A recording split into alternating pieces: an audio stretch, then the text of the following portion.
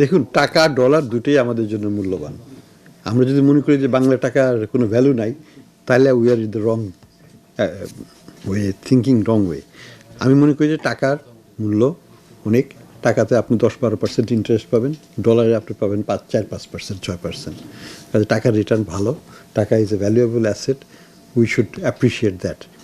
নাও, যে জিনিসটা আমি বলবো সেটা হচ্ছে যে ইনসেন্টিভ দিয়ে ডলার আনা যায় না। Incentive doesn't work. আপনি ইনসেন্টিভ দিবেন, তার কালকে আরও ইনসেন্টিভ দিতে হবে, তারপর দিন আরও ইনসেন্টিভ দিতে হবে। আমি তো অলরেডি 82 টাকা থেকে তো আমি 120 টাকা দিচ্ছি। এর চাইতে বড় ইনসেন্টিভ কি আছে? 3 টাকা কি বেশি হলো 120 টাকা, এই 82 টাকা থেকে 120 টাকা? কাজে দ্যাটস নট দ্য সলিউশন। আমি ব্যক্তিগতভাবে মনে করি ইনসেন্টিভ ডাজন্ট ম্যাটার। তুলে দিলেও কিছু আসে যাবে না।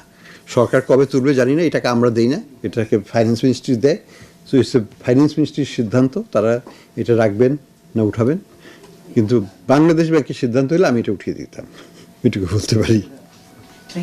বর্তমানে রিজার্ভ আগের মতোই আছে, আমরা এখন কোনো রিজার্ভ বিক্রি করছি না।